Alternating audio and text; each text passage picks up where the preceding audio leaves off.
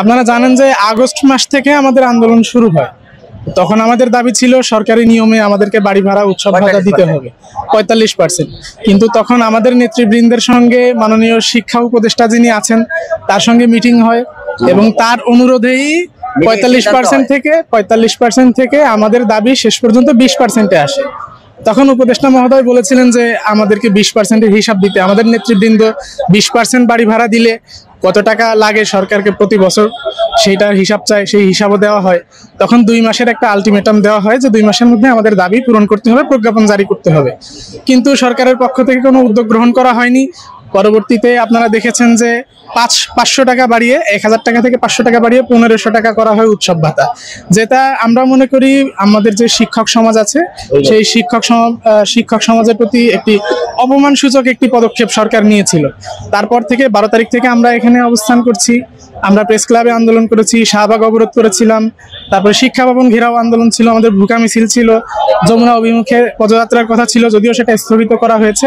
এখন আমাদের দাবি হচ্ছে আমাদেরকে 20% বাড়ি ভাড়া দিতে হবে, চিকিৎসা ভাতা 1500 টাকা দিতে হবে এবং যারা কর্মচারী আছেন তাদের জন্য 75% উৎসব ভাতা।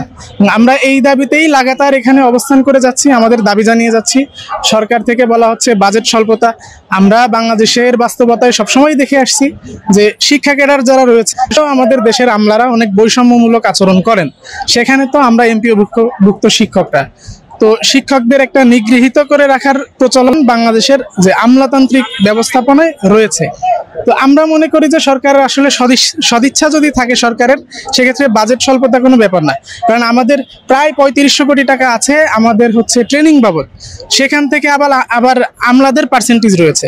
আমরা যারা ট্রেনি থাকি খুব সম্ভবত, আমি যদি ভুল না করে থাকি, আমরা 300 টাকা করে ভাতা পাই ট্রেনিং করার জন্য। তো আমাদের দাবি হচ্ছে এই অর্থ বছরের তো অলরেডি 2-3 মাস চলে গিয়েছে, যে কয় মাস আছে আমাদের ওখান থেকে বাজেট কাট করে এনে আমাদের এই যে দাবি দেওয়া আছে এগুলো মেনে নেওয়া হয়। এবং আগামী বাজেট থেকে তখন যেহেতু আমাদের শিক্ষা উপদেষ্টা মহোদয় তিনি আমাদেরকে আশ্বাস দিয়েছিলেন যে আমাদেরকে বাড়ি ভাড়া দিবেন, আমরা আশা করব আগামী বাজেট থেকে উনি এটা পুরোপুরি বাজেটের মধ্যে নিয়ে আসবেন। তবে এখন যেটা বলছেন যে বাজেট স্বল্পতা দেখিয়ে আমাদের প্রথমে 500 টাকা, পরবর্তীতে 5% প্রজ্ঞাপন জারি করা হয়েছে গতকালকে। আমরা মনে করি এগুলো হচ্ছে শিক্ষক সমাজের সঙ্গে বৈষম্যমূলক এবং চরম অপমানমূলক একটি আচরণ। কারণ সরকারের বাজেট রয়েছে, তারা চাইলেই আমাদের যে প্রশিক্ষণ ভাতা আছে 3500 কোটি টাকা ওখান থেকে নিতে পারেন। তারপর হচ্ছে সরঞ্জাম কেনা বাবদ প্রায় 1000 কোটি টাকা বাজেট থাকে, সেখান থেকেও নিয়ে আমাদের এই দাবি দেওয়া পূরণ করতে পারেন। এবং আমরা এখানে এখনো পর্যন্ত আছি, আমাদের নেতৃবৃন্দও আছেন এবং আমাদের দাবি হচ্ছে আমাদের যে দাবিগুলো আছে 20% বাড়ি ভাড়া, 1500 টাকা চিকিৎসা ভাতা এবং কর্মচারীদের জন্য 75% উৎসব ভাতা, এগুলো প্রজ্ঞাপন জারি না করা পর্যন্ত আমরা এখান থেকে যাব না।